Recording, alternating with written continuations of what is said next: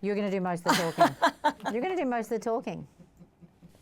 That's your role normally, Bruna. No, I know, but this is my moment. Really Finally, I get to talk in this relationship. Save it for the camera. Just save the bullshit. Well, the cameras are rolling, surely. Hi, I'm Bruna Papandrea, film and TV producer, female founder, and CEO. And this is Invisible Roadmap, a show about the people who build extraordinary lives without a roadmap. No connections, no shortcuts, just grit, courage, and belief. Each week, I sit down with successful people to uncover their decisions, the failures, and the moments that define their lives, and the unpaved paths they took to get there. Naomi, hi. Hi, Bruna Papandrea. Welcome to Invisible Roadmap. Thanks for having me. So this podcast is basically conversations with extraordinary people that celebrate the kind of winding, unpredictable journeys that brought us to where we are today. Yeah. And I don't know about you, but we both work in the entertainment business. We both work in Hollywood. Yeah. But I so often, because I think you and I have a pretty similar path, I have those moments where, I still have them every day, where I'm like, what am I doing here? How did I get here? Yeah. And one of the reasons that I wanted to talk to people like you is because I think young people are being told nothing but the kind of negative stuff about what they can achieve and what they can do. And I know too many people like you and I who kind of came from relatively nothing to kind of find their way and find their dreams. And broke through, yeah. And broke through. So what I'd love to do is for you, because I don't think a lot of people necessarily know much about like kind of your younger years and also how long it took you to kind of find some level of success. So take us back to like when you, like where you were born and what your kind of early childhood years look like. Why am I suddenly nervous You talking don't to be you, nervous. my old friend? When I say old, yes, I'm the oldest. So yeah, I moved from England to Australia at 14 years old. I just hated the idea. My mum had gone to Australia. My grandmother is Australian. London was in a recession, early 80s, very little opportunities. She was finding her feet in her career and had gone to Australia to connect with her aunts and some relatives and thought of it as the land of opportunity. She fell in love and said, okay, she came back and she said, we're going to Australia. And I said, what do you mean? I was in year 8. Oh my God, so that's like just pivotal forming, teen. yeah, exactly, my peer groups and feeling very fine about things, or as fine as you do at that age. I even had a first boyfriend and lots of great connections with friends, and it was the worst possible news. And I said, absolutely not. And I happened to be in boarding school at that time, as was my brother. In England. In England. And we both said, we'll stay. You go. Yeah. And it so happened that my boarding school closed down at that point. And so we were stuck with no choice. But the proviso was, the way she made me feel better about the decision was, I will let you go to acting class. And up until that point, that was never a possibility, despite how much I wanted it to be the thing, because we couldn't afford it. We didn't do extracurriculums at that point. We were, we didn't have the means. So were you doing any acting in England before you went to Sydney? No, but I was doing some dreaming. Oh no, hang on, I missed a chunk. When we lived out, I was born in Kent, Shoreham, and from the age of about 4, I was doing little skits on the stage because there was this thing called the Shoreham Players that every Easter, every Christmas, every, like seasonal moment, there would be some kind of performance, and I would always sign up. I do remember having this moment that sort of told me I wanted to be an actor, but I didn't know that it was a job or anything like that. I watched my mum on stage. She was in My Fair Lady, in a wig, costumes, talking in this funny voice, dancing across the stage. And I remember being in the front row with my grandmother, her mum, and waving to my mum, like trying to get her attention. And of course she was being a professional and focused and not acknowledging that I was there. And I kept doing it and not letting up. And I suppose at some point she finally gave me a wink or a little hand gesture. And that's when I went, oh, wow. this is a world of make-believe, and it looks so fun. It really is my mom, and that is what I want to do. So that was my moment where I was like, this is the dream of mine. I didn't know how to ever realize it. It was just like from that point on, I then signed up for all of the skits that were. That's amazing. So from really young. So did you ever want to do anything else when you were younger? Did you ever think? You know, I wanted to be a teacher and a nurse and a doctor and all of those things like everybody.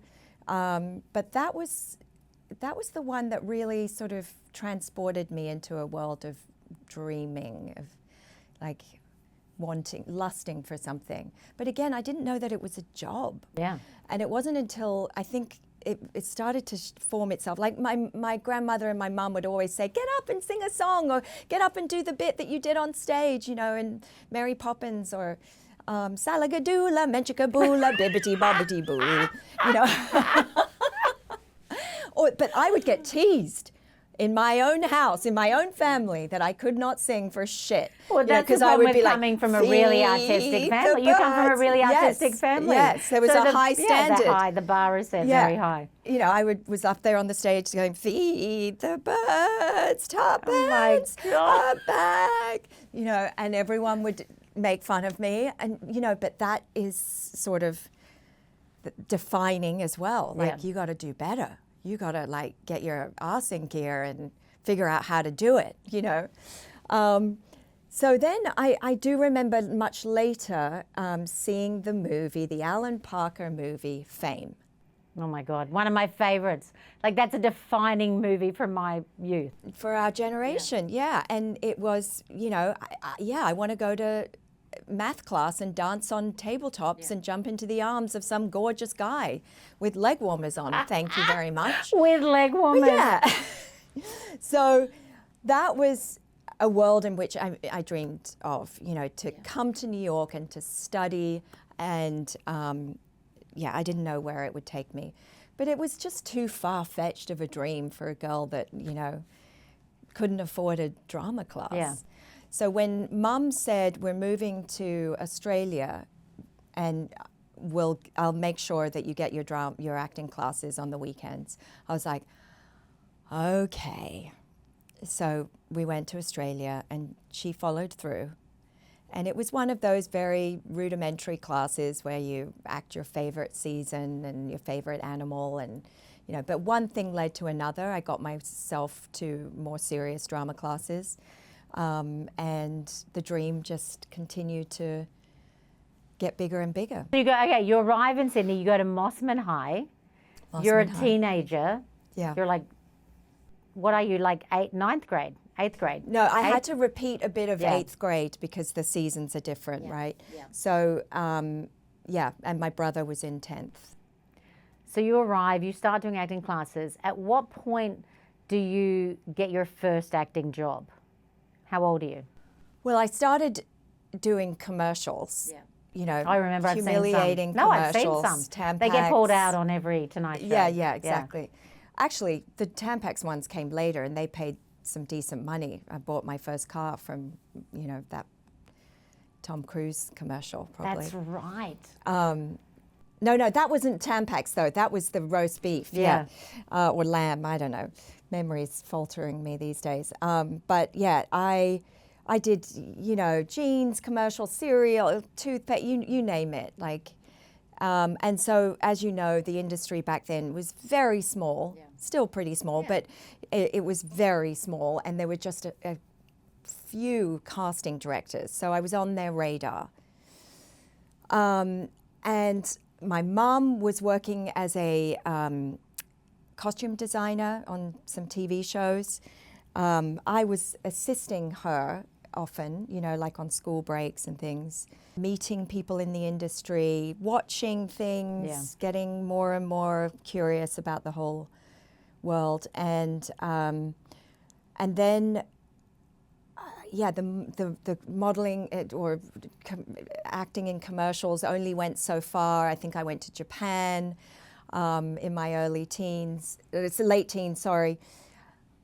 I knew I didn't want to model anymore, but I didn't know that if things were going that well. I actually was so freaked out by the experience in Tokyo that I decided I didn't want to be in front of the camera anymore. So I sort of doubled down on my fashion career. I got a really decent job at Grace Brothers as a... which is a department store in Australia. Yeah, for it's those no of longer people that there don't know. anymore, No. is it? Well, it became Myers, but yes. Right, yeah. exactly. And I was responsible for putting together photo shoots, making boring bits of apparel look halfway decent. So I would book the photographers, the models, the location, and think up the concept of how to make this interesting. And it was really a responsible job at 19 years old. Yeah. And then I got poached from there by Follow Me magazine, which is no longer there either anymore, but it was in the world of Harper's, Elle, and Vogue. And very artsy, high fashion. And I worked for a woman called Nicole Benithan. Yeah, I know Nicole. Yeah, great woman. Yeah. And was a stylist and, you know, was working my way up. And so I would say really the first job was what happened when I was working at that magazine. Tom Jennings, an old friend of mine, actor, called me up and said, would you do this acting workshop with us? I said, oh no, I'm not acting anymore. I'm in the fashion world now. He said, right, okay, but we're short on numbers and we really have a bad ratio of men and women, so would you consider doing it just as a favor? So I said, oh, shit, I really need my weekends. I'm really working a lot of hours, but okay. And then, you know, it was an intensive workshop. By the second day, everyone was like, what are you doing? Like, this is who you are. You know that, right? You're really good at it. And don't deny that because of fear. And really just lean into it and own it. And I was very high on all of that feedback. And you know, I went to my boss's office on Monday morning and said, I'm going to quit. I'm so sorry. Oh my God. So isn't that, don't you think it's crazy that, like, what if Tom Jennings had not called you and asked you to be part of that workshop? Exactly. Like, your path could have been completely different, but he did. And He it is did, often and it those, happened. I mean, I think when I talk to people, it's often those that Pivotal one moment that just changes. can change Yeah. everything. Yeah. Yeah. I said, I'll train someone. I'll stay for a month. And he was like, don't be silly. You can keep your acting hobby. You can do it on the weekends. And I was like, yeah, but I want it to be more than a hobby. It's actually a dream that I've denied. Yeah. And he was like, you're crazy. You're at the beginning of your career. You're at such a powerful position. Yeah, that's a already brave at a thing to young- do, to leave like a really Well, solid, naivety yeah. in a way. I wouldn't have Yeah. taken that risk maybe in my 30s. Yeah.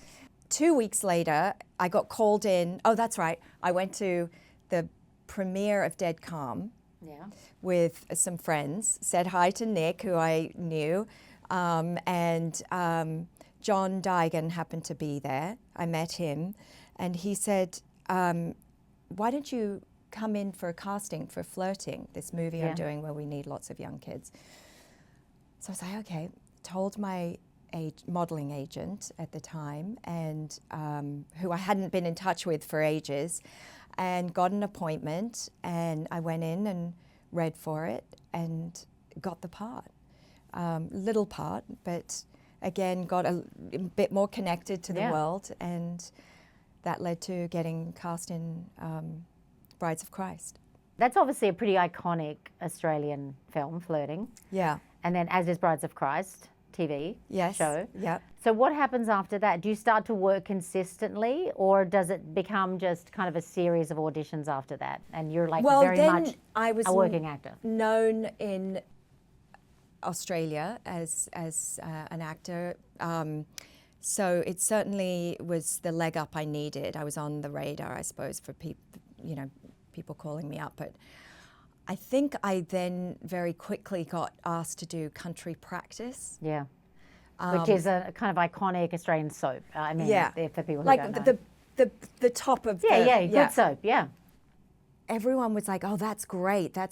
And I thought, maybe I shouldn't yet. Maybe I should, dare I say it, aim like, you know, not to be plugged in Yeah, for to an 5 ongoing years, or I TV can't show, remember yeah. what the contracts were then. They but were there like was- probably 5 or 6 years. Yeah, back they then. were long. Yeah. Maybe I should just, see how things go a bit before I commit to that kind of thing. And it was a bold move, but I did. I ended up passing on it. And then of course, came the empty space of like nothing. And I was like, oh, what did I do? Was this a big mistake? I ended up doing Home and Away for 6 weeks, like a smaller part that felt easier to commit to. I mean, I think every actor who's ever made it in Hollywood has Starts, either done Home yeah. and Away or Neighbours, which are the two kind of iconic, Yeah.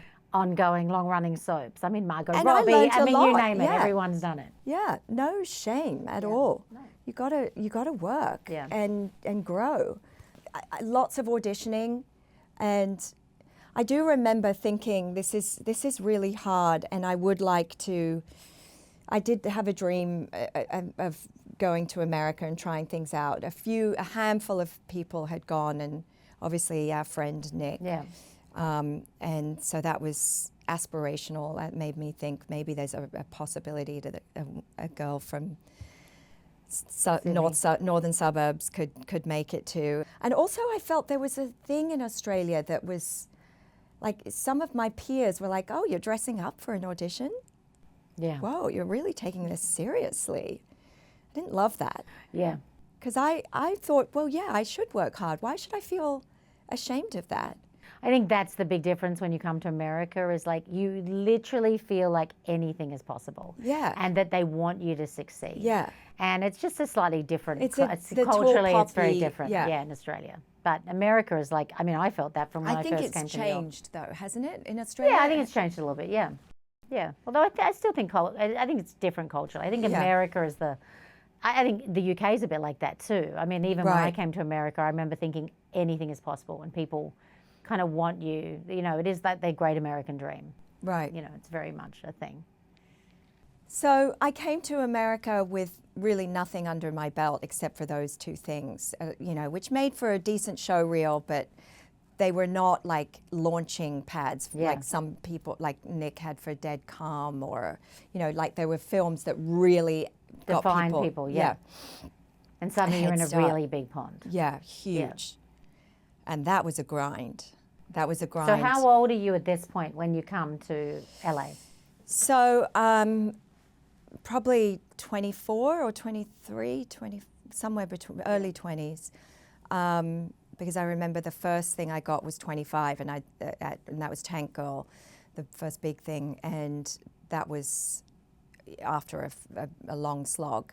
And I'd come here for meetings with, good agents, good people, and they were all like, yeah, Australia's great, come back, and, when you're here, we'll set you up, and, and I thought, oh, wow, this is really going to happen. So, yeah, that positivity, that encouragement, that, was something I'd never really seen before. Well, and you'd also seen it happen for other people. So, Yeah. Which I think is like a blessing and a curse, because you're like, well, if it can happen to them, it can happen to me.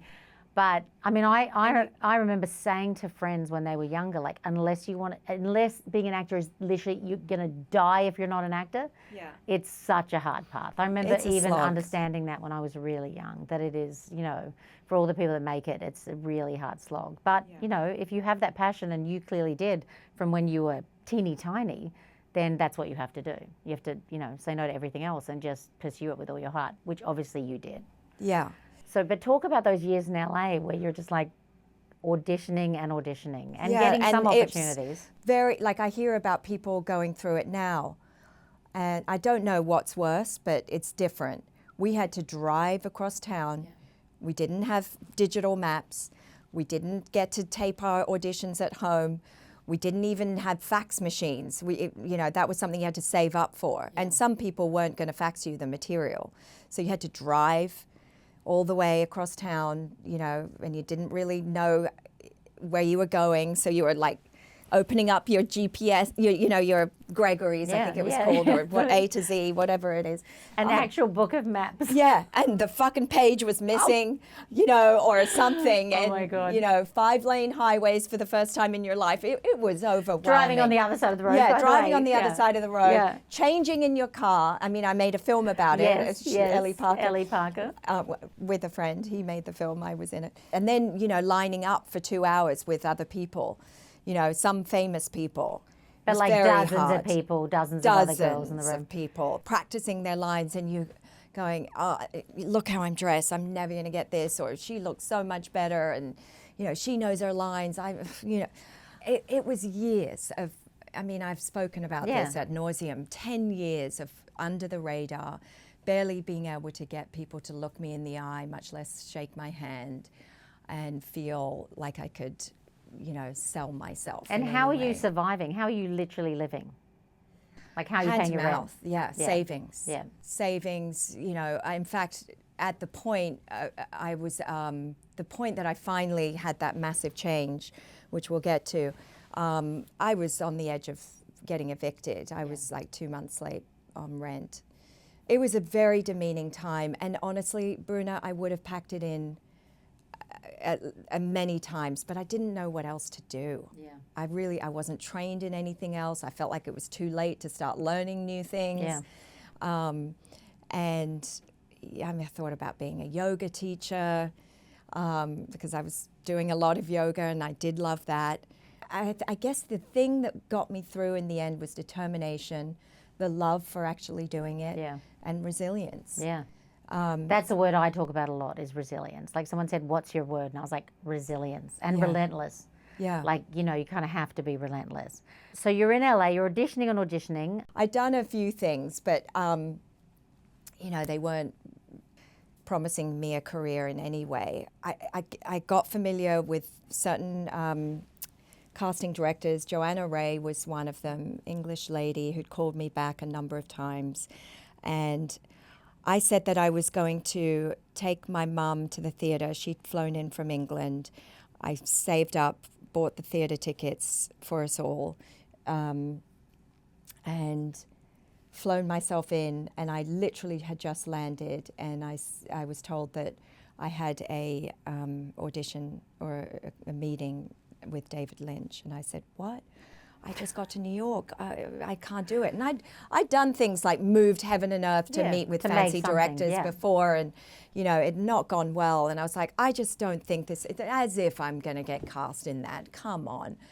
And then my agent walked me through the casting process of how David works. Yeah. Which is he'll look at maybe a bunch of photographs, pulls out 5. If you're girl number 3, he likes you. That's it. The doors are closed. He's so intuitive in the way he does things. And so I thought, oh, those are better odds. Maybe I should. So I said, you guys go to the theater. I have to go back to LA. I'll hopefully come back tomorrow. And I went in and I met him off the plane, jeans and T-shirt, as I'm in now, maybe not the fancy blazer. No makeup, and we just, and as I said, I was used to going in and when people were like, oh yeah, what's your name? Okay, thanks, go ahead, read. Okay, thanks, next. So that's what I was used to, that rhythm. And I walked in and David Lynch was just there. Hey, Naomi, how's it going? God, Tell us about yourself. Smoking up a storm. But like engaged ear to ear. and interested, I mean, instantly different. This is what people don't understand. Like, it's so easy to put someone at ease, and so few people why actually don't they, do why, it. Yeah, why and not? I've sat in a lot of those rooms, and and been on the other side of it as well. But it is, I don't think people understand that that's Well, it works for everyone in the end, right? They get to shine and feel their best, and then you might find your person. More quickly and more easily. So he put me at ease, and we ended up having, I was answering questions that I thought for sure I shouldn't be talking this much. And I asked him, I said, should I keep going? He was like, yeah, keep telling me. I was there for 45 minutes. And then I got a call saying he wants to meet with you again the next day. And then I got told I had the part. And so how long was that process, like from when you met him to when he told you? So I had to go back the next day, and the next meeting was about, ABC wants to know that, you can get dressed up, so I went and got my hair blown out and put on a more fitting dress, put makeup on. And he was like, I'm sorry I have to do this, Naomi, but, they need to know. So just to explain for people, because I don't think a lot of people know this, Mulholland Drive did not start as a movie. No, it was a TV started as a TV series, which I love this part of the story because, it's not even like oh my God, I'm going to be in a David Lynch film. He's like, I want to make this really unusual thing. Yeah, they wanted Twin Peaks all over again. Exactly. They wanted so he's going to another... make a TV show, which is a whole different process and kind of decision-making process. So it's not like you're making a movie at this point. So you go and you do this and you make what you think is a TV series. Yeah, and let's not forget, Twin Peaks changed TV. Yeah. Right? Yeah. He was still to this day, there's still, nothing like it. Yeah. And so we thought, this is big. This is major. This is going to happen all over again. You're primed. You're ready. This is it. Then what happens? Well, we were told after doing the pilot that, it's just too out there. And it wasn't like we deviated from the script. We did everything that was on the page. But it was a 2-hour pilot. And we just said, I'm so sorry, this is bad news. And I went, yeah, well, of course, that's my luck. I'm the only... I'm in a David Lynch project, the only one never to see the light of day, and there you have it. And kept going on the grind and trying to get cast, and then I think it was like a year and a half later. Oh my God, that's so long. Yeah. I mean, you think this I've really is given it. up, yeah. And a year and a half later. Yeah. But I was a jobbing actor by this point. Yeah. I was doing movies of the week and, just getting by. But and I was quite okay with that because I thought, I get to do what I love to do, and I get to pay my bills now. Yeah, then I got a call that, David Lynch has come up with an idea, and he's got 18 pages. Canal Plus, the French producers, wants to buy it back from ABC and make it into a feature. I was like, oh God, really? But don't let this be disappointing. This is exciting, but I have to cautiously keep my boundaries up. You can't hope at this point. Is this real? I went to his house to read those pages, and I just was like, I can't believe it. This part, I mean, it is. We always knew that Betty was going to go bad at some point. Yeah. When I was shooting the pilot, I was like, oh, bad Betty. We used to have so much fun. Every time we'd be walking through the airport going, oh my goodness, isn't this wonderful? It's, and Dave would say, more positivity, more dreamlike, more fun. I was like, wait a second, she's a fully grown adult. How much more excitement could I put into this? I thought I was doing the worst performance ever, but this is his style. It's so heightened, but never not truthful. Yeah, always truthful. Yeah. So, there were times where I was thinking, I'm going to be slammed for this. But anyway, we knew that Betty was going to be bad, but then, we had Diane, and in those 18 pages, we got to see a whole lot of this other role, this other side of this woman. And some people go through an entire course of a career without that opportunity to play such diametrically opposed people. Yeah. And I got it in one film that happened to be directed by David Lynch, and who is, one of the great. No, I'm emotional just thinking about it. One of the great artists of our, of our lifetime, and beyond. So what happens? So he makes a film, and then what happens? Because this is really when. I mean, people always say, I think what people don't know is like every time I make anything or you make anything or any of our friends make anything, people will say, did you know that was going to be a hit? Did you know that was going to work? No, I'm sorry, no one ever knows because you always hope. You always hope something's going to turn out brilliantly. You always hope. You're always trying for the absolute best. Be in the zeitgeist. It's going to, the public's going to embrace it, but you do never know. You never do. Even with some high-level odds, with a brilliant filmmaker, a brilliant piece of material, brilliant producers, Yeah. you know, there are other great actors, you know, you still don't know. Even if it's well executed, our audience is ready for it. Exactly. It's time, it's place, it's execution, it's hard, it's, I mean, so many things.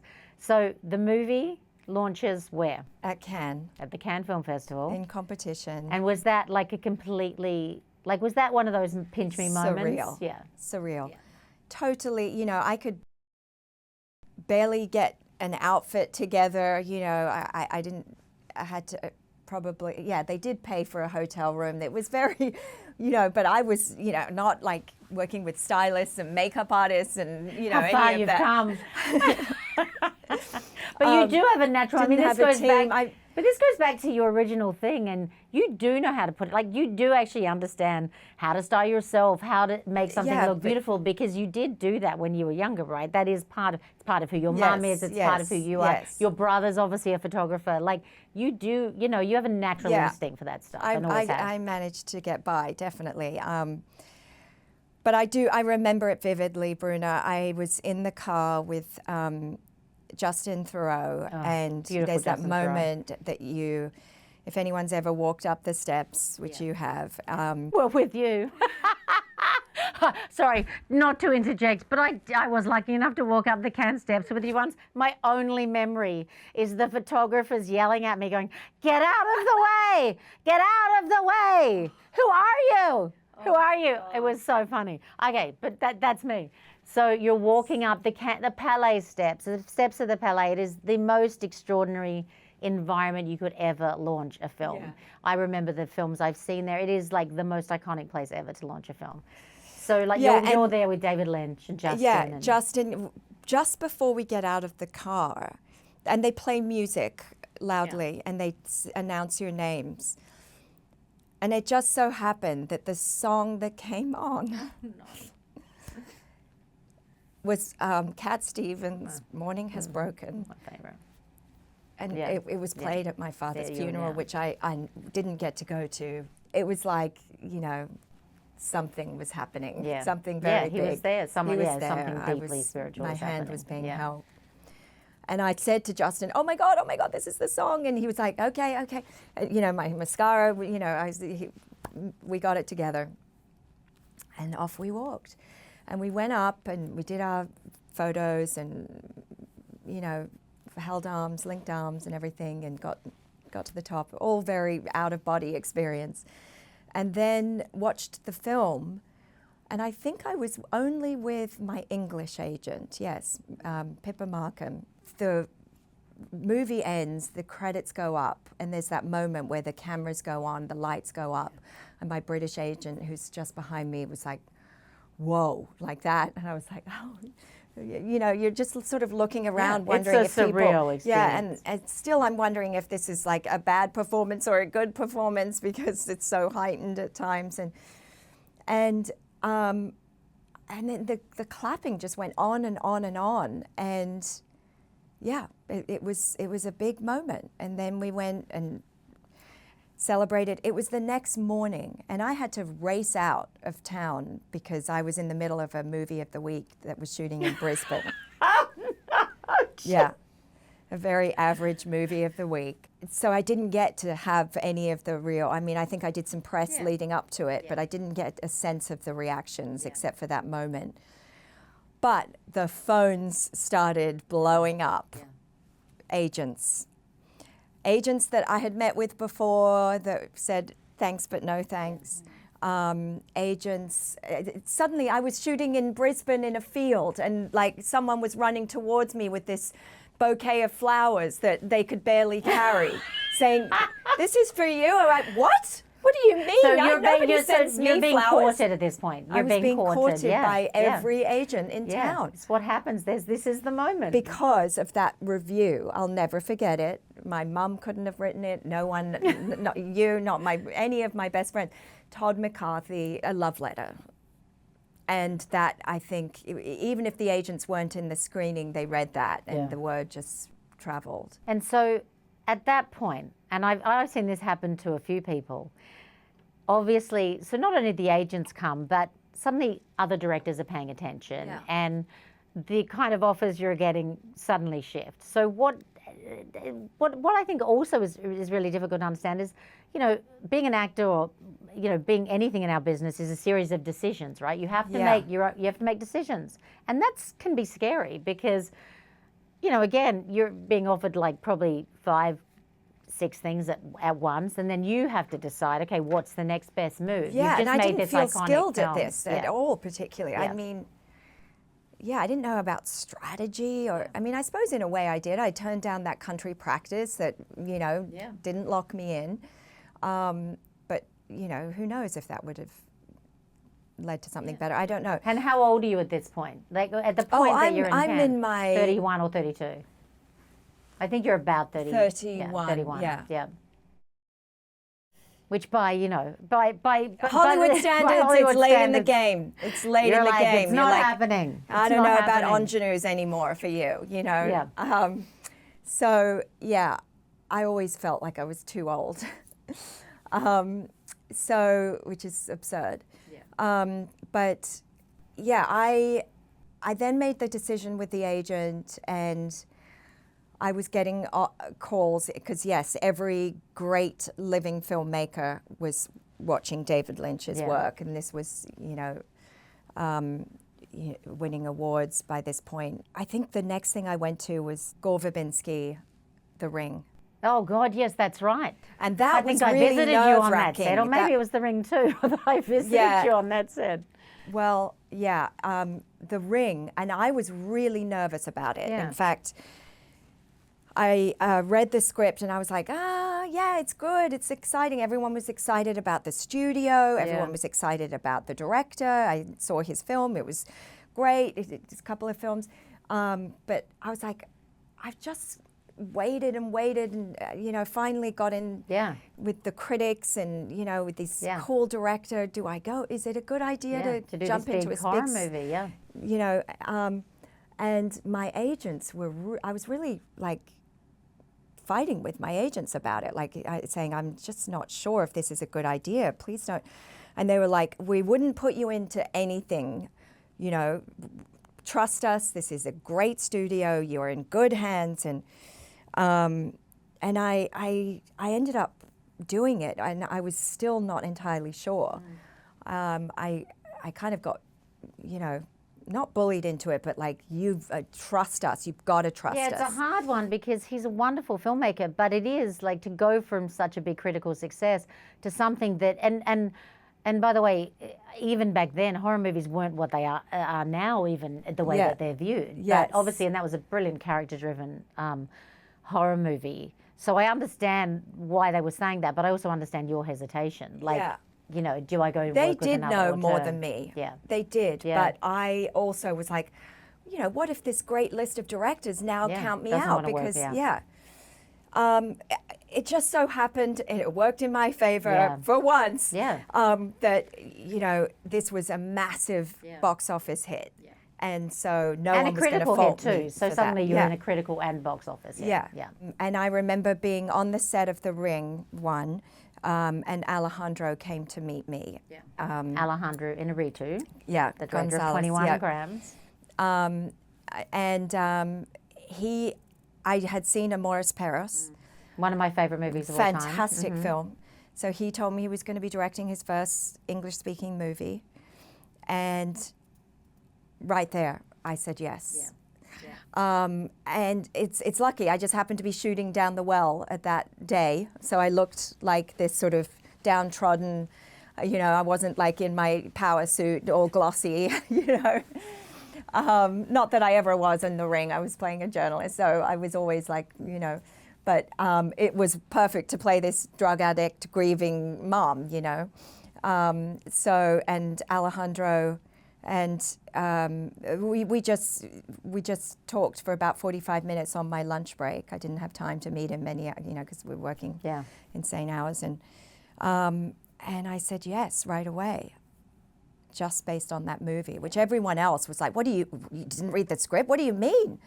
Oh my God! See, that's where we share this. I mean, I would follow the director, and I think you've often followed the director. Yes, I've always felt like a director even if can the material, elevate the script. Yeah. And I was just, I had a good sense that he was going to do something wonderful. And then I found out that he cast Sean. He cast Sean Penn. Sean Penn. Sorry, Sean Penn. It's because I know you know, but I forget we have an telling audience. Him for our audience. Yeah. No.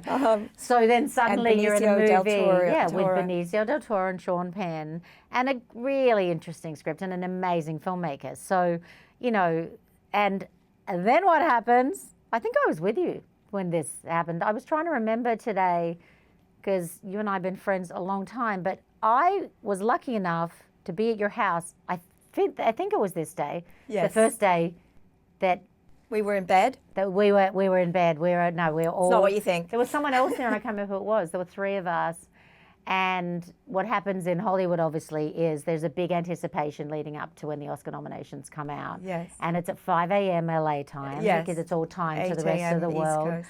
And I remember, I want to cry thinking about it, because even for me, that was a big moment. I've never been nominated for an Oscar, but I just remember when they call your name, because you never truly know if that's going to happen, regardless of, and whether I people have had done been a through it campaign. before, where I had won With Mulholland Drive. With Mulholland Drive, won a lot of critics awards, but not, and everybody's around you going, "You're going to get nominated. You're going to get nominated," and I can't remember what I was shooting. Maybe it was The Ring too. I don't. Yeah, but you didn't. I Obviously didn't get nominated, and I wasn't listening to the TV or the live radio or whatever. I was just waiting for the calls, and the calls didn't come, and then your publicist calls and says you didn't get nominated. So I don't know. I was really like, I remember jumping on the bed with you. Yeah, but it's an amazing moment. As much as you think, and listen, you like to think, oh no, awards don't matter, and no. But that is like, I felt like actually that was a massive defining moment for you to be nominated for that movie. And I remember just like that just feels like, again, like one of those dream comes true moments, right? Where you're like, oh my God. Yeah. This is amazing. Yeah, it's crazy. So after 21 Grams, obviously, so what happens is you then, you have the pick of the litter a bit, right, after that, right? You get offered a lot of amazing roles. You make a lot of amazing movies, both commercially successful and critically successful. And talk about that, and talk about, like, how do you make those decisions? And do you ever second guess yourself? Oh God! I know that. I know the answer to that. I'm kidding. a Libra. I second guess myself what I've had for breakfast. Hilarious. I make jokes about you. If I find a chance to doubt I make jokes myself. about you that if I've ever offered you something, we've made the movie before you've made a decision with someone else. Yeah, no, but it is really it's my hard. specialty. Well, it's hard. I don't think, and it's not. But there's a couple of things that are leading those decisions. Yeah. After I had children, that obviously reshaped everything. Yeah. And after my kids were of a certain age where you couldn't just pick up and go with them, where, it mattered that they were on a team, like a soccer team or whatever. It mattered that they weren't missing their friends too much, and, they had their end of year celebrations or whatever. There may have been some decisions that hurt me because of that, because I decided that I can't leave New York during the school year. I can't just pick up and go, and I'm not willing to be away from my children for long periods of time. I mean, I might have been able to do a 10-day thing across the other side of the world, but I couldn't do much more than that. Things became... Well, you're also with, obviously the father of your two children is also an actor. So that weighs into it as well. Yeah. And I try and, I'm very philosophical when actors pass on projects I'm producing, and people, other people get very like, oh my God, it has to be them. And I go, listen, it's often not about the material. It's often not about, it's about so many things. It's about, okay, have they played this part, number one? Yeah. Is it something that they burn to do as an artist? But are their kids in school? What's their partner doing? What are their commitments? Yeah, what's the bandwidth? What have you done leading up to it? There's so many factors. Yeah. People don't ever really think about that. Yeah. And I've said no to things that people have gone on and been not only nominated for Oscars, won Oscars. Yeah.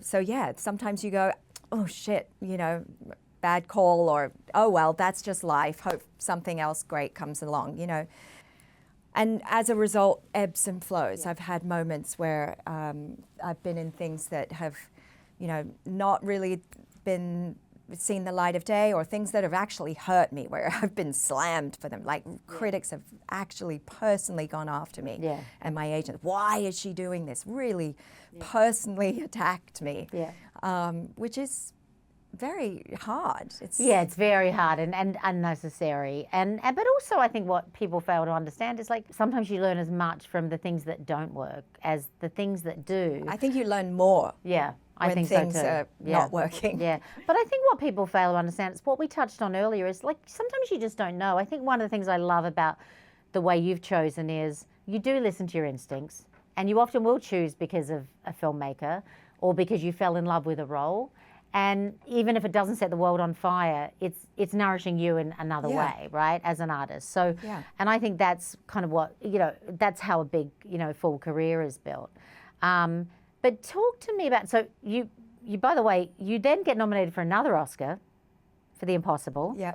One of my other favorite movies, which is also, that's crazy because unlike 21 Grams, which I think is a kind of expected, it's like he's an amazing auteur director, and it's a very dramatic, movie that is almost expected. The Impossible is, like, in my mind, it's a big, almost an event film. Yeah. But with a brilliant filmmaker as well.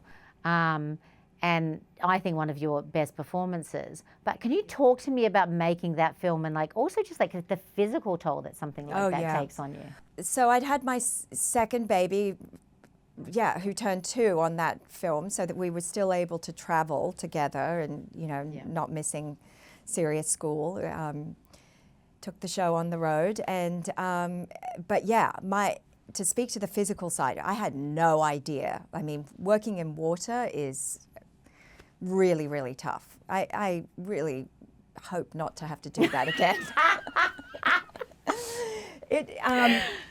I remember Tom Holland was having the time of his life. It was like being at a water park every day. That was his first movie, basically. That was his first movie. Oh, he was loving it, being thrown around and dunked. Oh, to be young. Yeah, to be young. He was 14 and an athlete. Yeah, there you go. I was 42.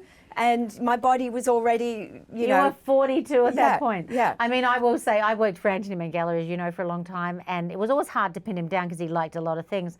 But I said, is there anything you don't want to do? And he was like, anything on water. Yeah. So that was the only thing I ever had. So you partly make that movie, or all of it in Spain? No, 1 month in Spain, which was all the water tank stuff, and then 6 months in Thailand, or 5 or 6 months in Thailand, which was wonderful. Yeah. Had an amazing time. It turned out to be not only a great experience shooting the film, but audiences connected with it, and got me my second nomination. And things have gone pretty well. But I don't get the same kind of directors calling all the time like I was back then. I did a series of working with the greats. Yeah. Michael Haneke, Woody Allen, Clint Eastwood. No, but I mean, you went from one to the Merchant next. Ivory, David Cronenberg, Oh my God, I forgot about Eastern Promises. Oh my God. There was a whole slew of really great directors calling. And then I think when I started doing the more indie worlds, films that may or may not go somewhere, but they were shooting in New York, that's when things was sort of a bit more like that. But then, more recently, I have Ryan Murphy to thank. Yeah. He has really changed my career in this later stage, which has been incredibly meaningful because I have played fantastic characters. Playing Babe Paley with Tom Hollander was one of my career highlight moments. Not everyone is writing for women of a certain age. Well, that's what I was going to say. So I think at some point when you, I suppose, hit your mid-40s, I would say that it had less to do with those directors wanting to work with you than the material that existed, I think, at that time for women in their mid-40s. Yeah. And I think what happened, well, I know what happened, is a lot of those more interesting roles started to move to television. which Yeah. is why a lot of women that age Yes. started kind of, you know, moving over. moving to television, Yeah. and also because you could tell a more kind of interesting, complicated story over the course of a long time and really kind of, Yeah. you know, build out a character. Yeah. So your first TV experience, which is profound, I think the first TV experience was Gypsy. That's correct. So Gypsy, which was a really interesting show, actually one of, you know, Netflix's earlier shows, even though it didn't go on to do more seasons, it did change your life. Can you talk about that? Well, I met some great friends. Yes, and you made a good friend in Gypsy. one special Yeah. one. Yes, I met my husband, Billy Crudup. So, you know what? These are those moments. Like this is like when the Tom guy called you and said, "Do the acting workshop." I think, so, you know, again, maybe you were meant to, you know, do that TV show because you were meant to come together. I think one of the things, you know, that because the Invisible Roadmap is, it's of course it's about someone's career, but I think it's also about your life. And you talked a little bit about. I joke with my children, and you're a far more devoted mother than I am. I joke with my children that I wished I'd left them for the first 7 years of their life because they don't remember anything. Because it is easy, right? I traveled a lot like you when they were really little. And when they hit like 10 or 11 and they really understood that I wasn't there, it's gotten a lot harder. It's much harder now. So you're obviously balancing that. You were obviously navigating, you weren't with Liev, who's obviously the father of Kai and Sasha. So you're navigating that.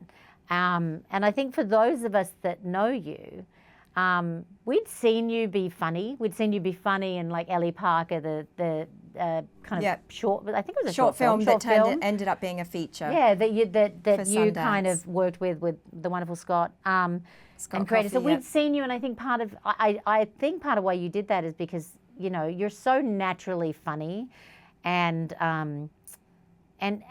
you're just like, you're very what's the word, like authentic person, right? You're very easy, you're very generous spirited, but I think because you've had these amazing dramatic roles, people haven't always seen that side of you. Well, I got pigeonholed. Yeah. I played that woman on the verge of a nervous breakdown in the Lynch thing. Yeah.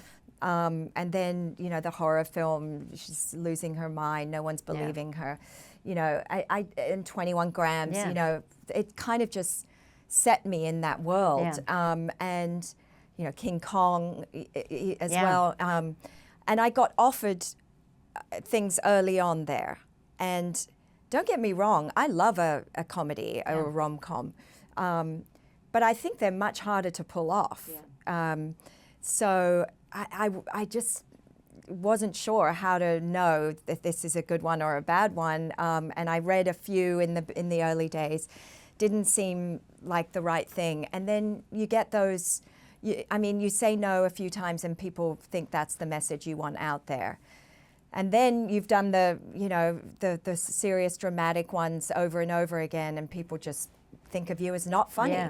Yeah. It's interesting. I mean, I have this, even as a producer, when we're casting someone, I often say to directors, well, go look at an interview someone did if you haven't seen it in their body of work, because that's where you kind of often see who people truly are when you're on a Tonight Show or you know, where you just see people kind of a bit more disarmed. But you meet the amazing Billy Crudup on Gypsy, who's, you know, a sensational actor in his own right. I think, you know, as your longtime friend, I think what happened, I always felt with you, and I said, no, the world hasn't seen this amazing person, because I think I would say this to you, and I think Molly and other friends would say this to you, like, I just want you to meet someone who lets you be who you are, where you can just be yourself. I mean, you may have taken that too far at this point. I mean, but boy, did you meet someone, and it's been beautiful to watch you in the last, how many years, go into this whole nother chapter, not just as an entrepreneur, which I'd love to have you talk about a little bit, becoming a business owner, becoming an entrepreneur, in some ways going back to the start for you. Like you create something from nothing and activating a whole other part of your personality. But can you talk a bit about that, and just this last kind of period of your life, and like meeting someone that just kind of where you just feel like you can be yourself? Yeah, there's that feeling of safety and security. It's very empowering. I remember running, the idea by him that I wanted to launch this company and that was going to help women in menopause, possibly. Yeah. And he was like, wow, that's so punk rock. That's so cool. He was not He may squeamish. be the only guy to ever describe menopause as punk rock, which Right. is like amazing. Yeah. He's he's into science. It's just biology, right? It's like, why not own it? Yeah, I mean, the litmus test was right there at the beginning, because I talk about it in my book that I just had to own my story. Yeah. Like, I had a patch on. It was the first time we were getting undressed together, an estrogen patch for those who don't know. I was like, for sure, he's going to think, oh shit, this is icky. Like, how embarrassing. I did not know how to talk to it. And he dealt with it in the most unbelievable way, which told me, this is a man who's willing to be intimate. This is a partner who's not squeamish and wants me to feel safe and healthy at the same time. So yeah, that just sort of moved into, I was having skin issues, then products that I was using were no longer working for me. In fact, they were aggravating me, and so I was like, there needs to be a line of products that work for women who are having, certain symptoms and can only work with certain ingredients. Yeah. And actually, it should be a line that is embracing this time. This woman should feel dignified and, empowered by her experience. She's wise. She knows herself. She's earned her stripes. So I went Hence the name. The name. So I went and cold pitched the idea to a biotech company, and they said yes right away. So before you launched Stripes, you had another business called Onda, which was a series of brick and mortar stores that sold clean beauty products. Yes, Yeah. and I was, really I joined a great group of women, Larissa Thompson, Sarah Bryden Brown. They had the idea, and I joined later, and was really interested in, learning about products because of the skin issue I was having. And then I basically finished up there and then wanted to launch my own brand. Yeah, but sometimes I think that's a really interesting thing for people to understand in business. Sometimes the first thing is not the thing. But it is the path to the thing. And I think flexibility, like being flexible and kind of making those changes, is like part of what leads you to the business that you're supposed to have. And I think Stripes is obviously the business you're supposed to have. And you've since written a book called Dare I Say It, which became a New York Times bestseller. So that's another thing you can add to your thing.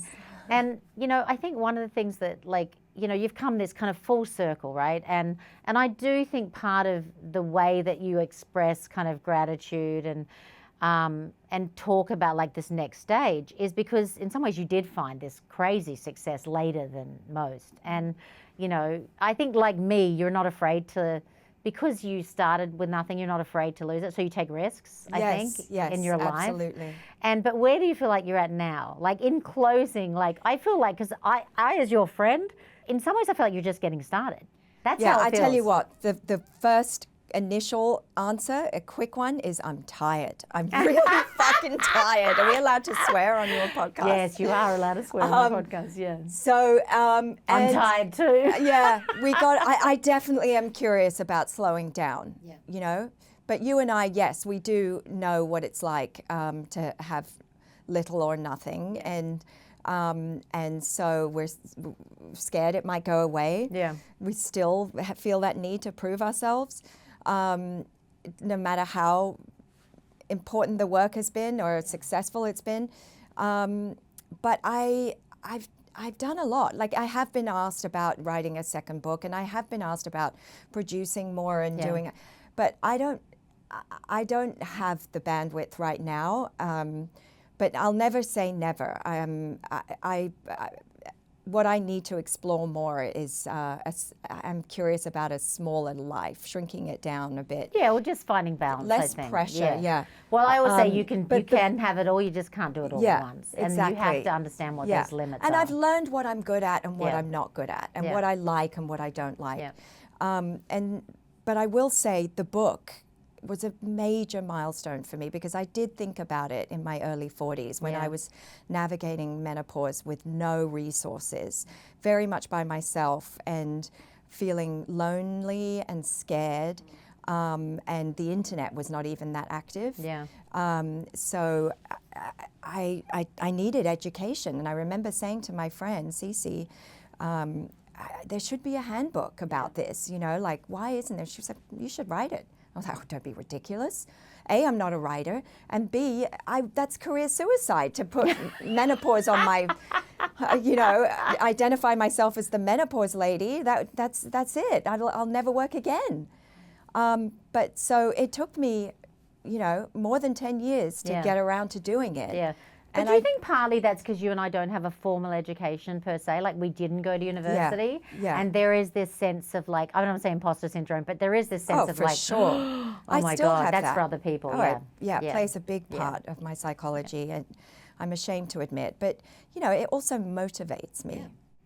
Well, look, in closing, here's what I'll say, because I'm tired too, but I also, who knew this would happen in my, like, you know, mid-50s, you get so excited because you finally feel like you are really good at stuff, and the appetite becomes huge, right? And so I don't want to slow down. I know. I want to speed up, but it is that's the thing of finding the balance and being able to kind of know your limits, I think. But and actually, I love when I'm working on a movie or a TV show, because I feel so centered, so focused, and quite self-assured, because I have had years and years of practice, and despite the fact that I didn't have formal training, I did train. Yeah. I found my own ways to train. That's right. And I also trained on the job. Yeah. I feel myself in that moment. I feel self-assured, and the doubt kind of goes away.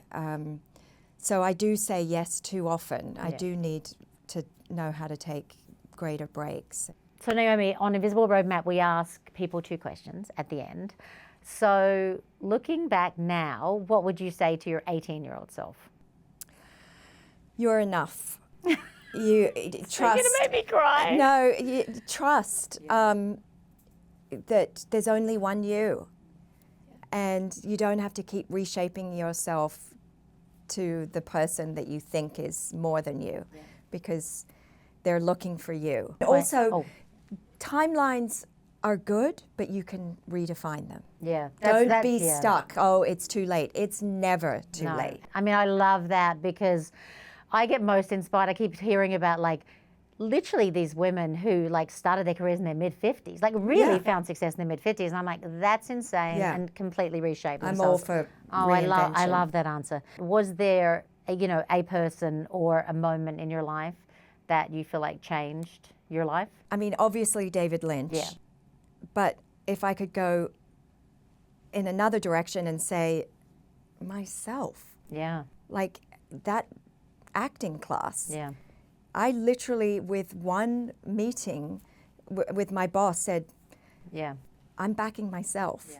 I'm giving myself permission to take a risk here and say, I want to be an actor, and I'm going to give it a solid try, despite the fact that I got turned away at the drama school that I wanted to go to.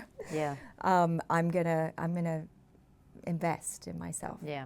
Well, Naomi, thank you for saying yes to the Invisible Roadmap. Thanks for having me. I love you. Bruna. And this has been an amazing conversation that I'm sure a lot of people are going to really appreciate. And congrats to you for another format, yet another format. Look at you go, girl.